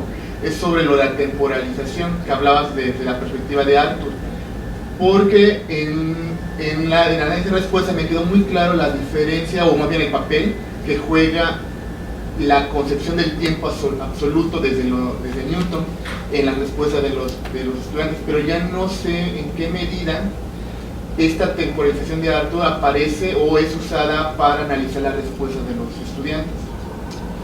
Y lo otro es una reflexión que me gustaría escuchar de ti sobre el papel que tuvo la tecnología para el diseño de la situación, en el sentido de que a mí me gustó mucho la situación, y creo que coincido con la doctora Gisela en cuanto a que deja ver muy bien un papel de lo que sería el papel de la variación, la búsqueda de argumentos variacionales. Y por ejemplo, Yo lo que he visto en algunos otros trabajos que hablan de tecnología y variación, he sentido que relegan mucho el papel, o sea, que por ser ya un medio tecnológico, la variación va a emerger. En algunos casos he sentido que no, en algunos casos he sentido que sí, pero particularmente en el tuyo he visto que en verdad la variación no emerge porque sea un medio tecnológico, pero si fuese medio tecnológico y la estructura que tú le diste lo que permitió, entonces nos gustaría escuchar una reflexión acerca de eso, cómo tú ves esta parte y con la duda. Sobre la temporalización, acá,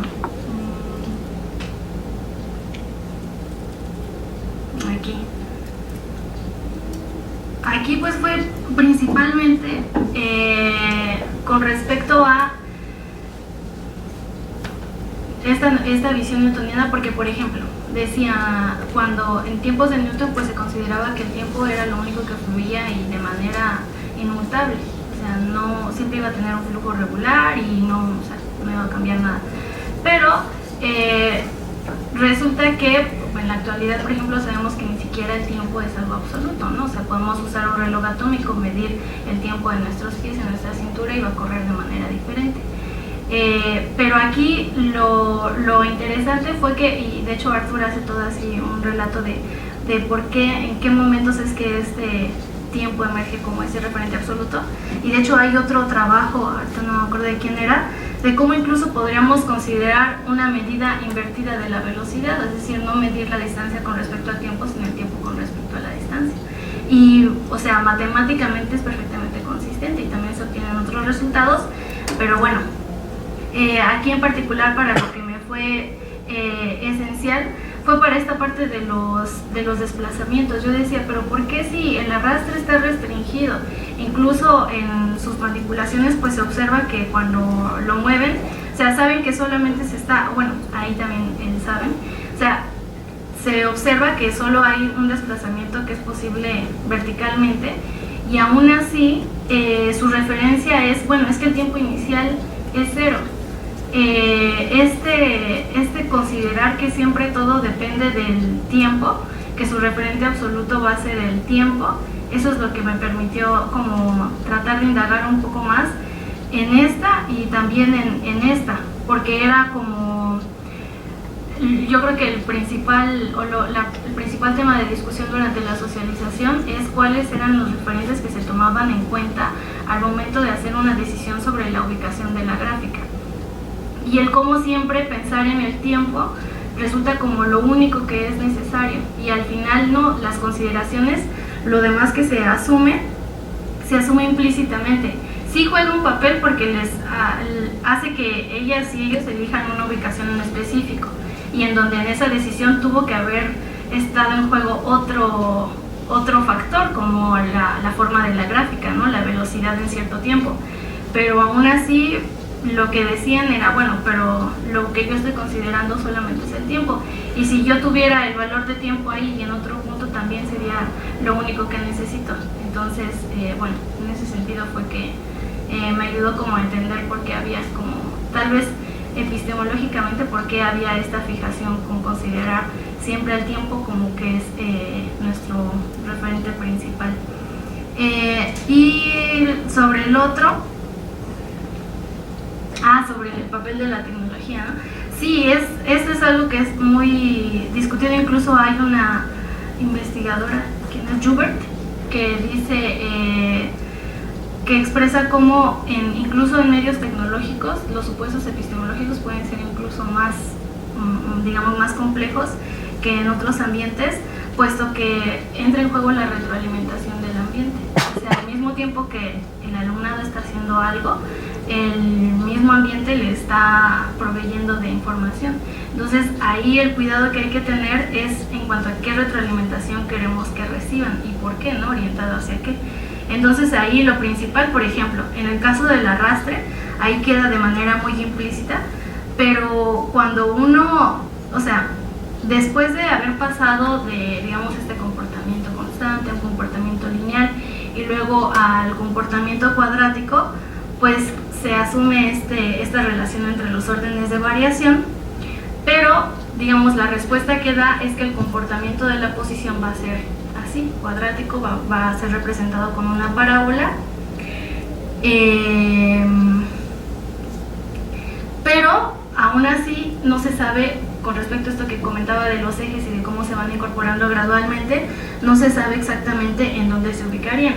Lo que deja patente, digamos, pero implícitamente, es que existe este conjunto de soluciones que tiene esta forma específica, pero la solución particular entonces se elige con respecto a condiciones que lo anclen, digamos, como aquí, ¿no? Un punto, pero no solo ese punto, sino de qué manera pasa por ese punto. Entonces ahí el arrastre lo que permitió es que de manera implícita se asumiera, bueno, sí, ya identificamos que va a ser este tipo de comportamiento, pero ahora lo que necesitamos es determinar cómo se va a modelar con relación a estos referentes a los ejes graduados, ¿no? Al tiempo, al eje variacional o al eje de o espacial, ¿no? De la posición.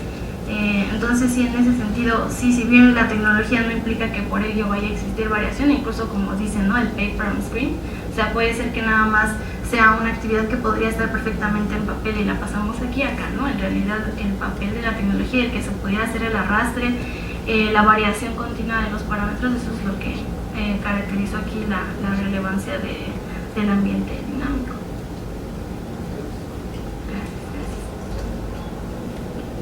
Ah, sí, me toca. Bueno, yo lo que quería señalar,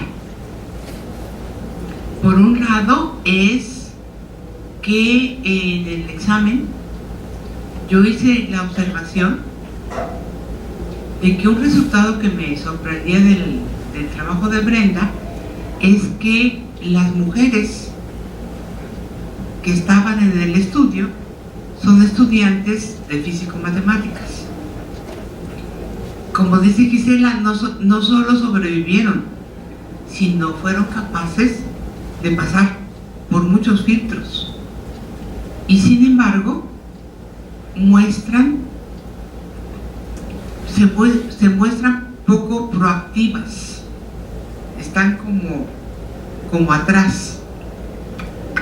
Esa es una de las cosas que me sorprendió, porque eso sí lo encontramos en adolescentes, no en niñas de primaria. Las niñas de primaria compiten con sus colegas de igual a igual, pero en la adolescencia ya es en donde baja su nivel de competencia y siempre están como detrás de los varones, esperando la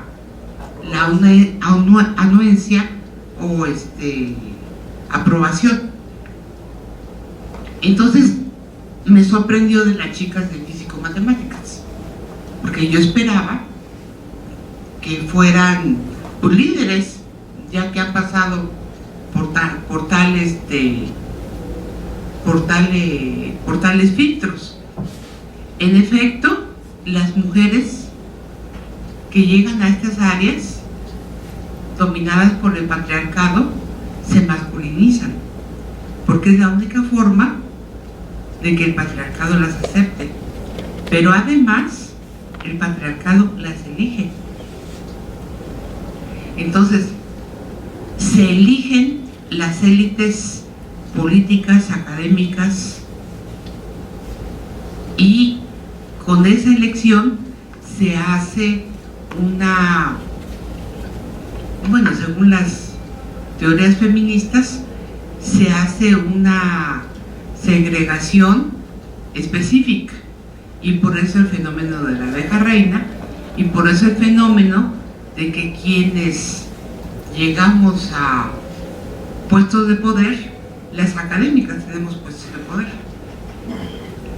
quienes llegamos a puestos de poder somos élites discriminadas, pero para estar dentro del poder tenemos que modificarnos, nos masculinizamos, ya no nos maquillamos, vestimos muy casual y vemos a las mujeres femeninas con maquillaje y tacones como superficiales, como con cerebro pequeñito. Pero bueno, eso no es cierto, esos son simplemente tabúes Hay muchas mujeres que dedican mucho tiempo a su arreglo personal y que son muy talentosas. O sea, no es Entonces, parte de lo que has observado con tus estudiantes es parte de lo que la teoría de género en sociología ha identificado como patrones normales. O sea, cómo es que una mujer entra al patriarcado. Primero, es elegida, y segundo, para ser parte de, se masculiniza. Eso es un bueno, y el fenómeno de la abeja reina. Soy yo y los hombres, porque yo soy muy buena. Cuando yo no me di cuenta que yo heredé una tradición de mi padre, de mi esposo, de algún hombre con poder cercano, y me lo heredó y me protegió. Eso es una de las cosas de las cuales no tienen conciencia las élites. Y en respecto a cómo la socioepistemología tiene que ver, bueno, pues nosotros estamos considerando que el saber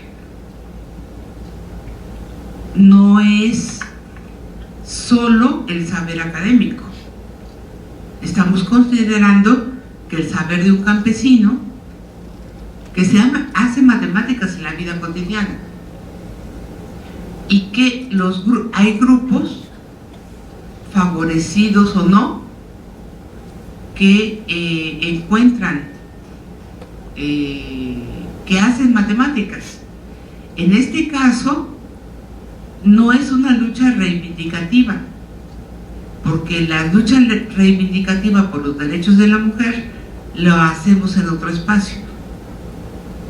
Hay organizaciones feministas en donde participamos, actuamos, y son de otro tipo. O sea, tantas mujeres que se matan, por supuesto que estamos tragedia, en duelo por eso, tantas mujeres que se matan, el sueldo de las mujeres es menor que el de los hombres, las mujeres trabajan menos, las mujeres son muy explotadas, etc, etc, etc.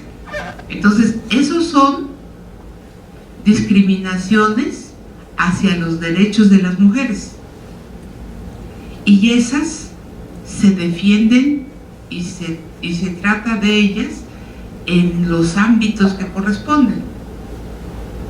Hay movimientos específicos para ello, y hay movimientos feministas de muchos colores y de muchos extractos. Hay la visión tradicionalista y hay la visión posmodernista. O sea, hay varias teorías sobre género y sobre el feminismo. Nosotros desde la socioepistemología estamos apostando a, si consideramos el conocimiento social como un conocimiento matemático, tenemos que considerar en términos de equidad cómo piensan las mujeres, cómo construyen y desarrollan su pensamiento matemático para hacer propuestas que en efecto sean equitativas. Y por eso decimos que en esa racionalidad contextualizada también se toma en cuenta el género, pero igual los que no ven bien, o los que no ven, los que no oyen bien, y todos aquellos que han sufrido discriminación por su condición.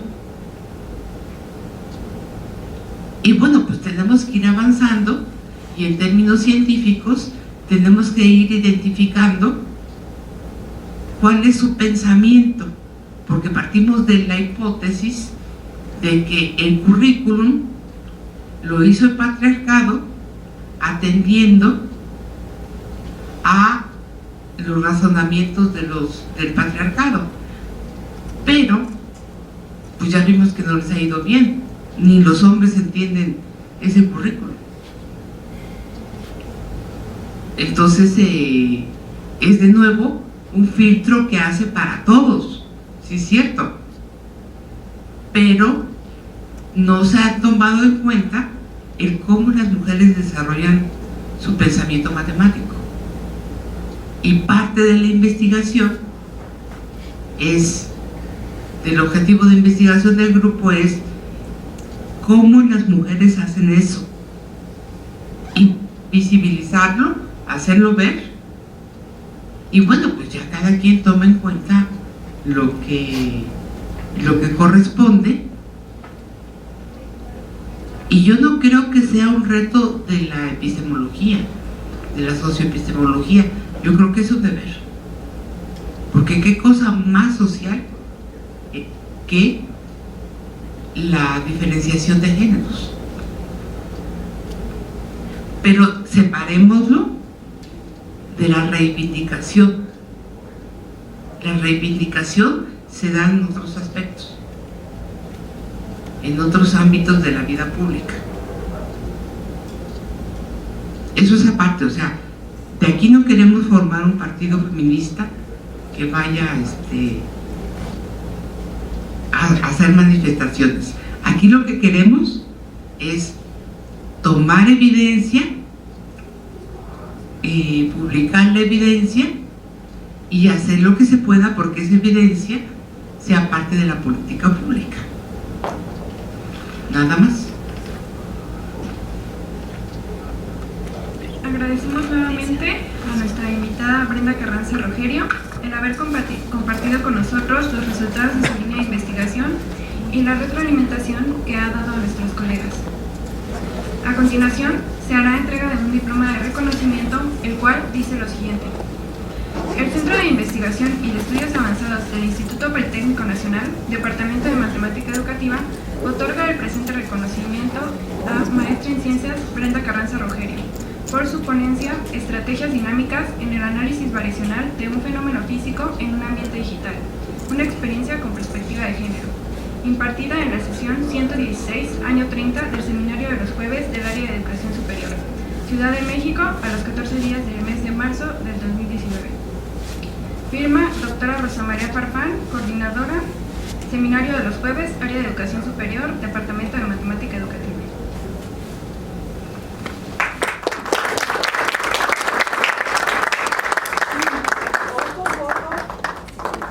Para que arreglen la página, a ver si la arreglan.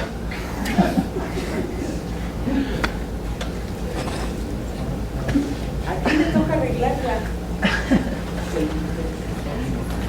Bueno, todas. Para finalizar la sesión, compartimos con la comunidad algunos avisos de interés.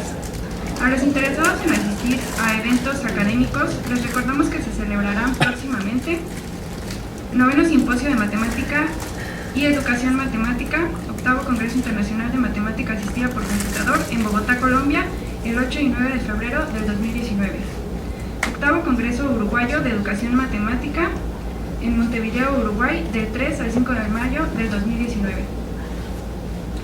También se llevará a cabo la 15ª Conferencia Interamericana de Educación Matemática en Medellín, Colombia, del 5 al 10 de mayo del 2019.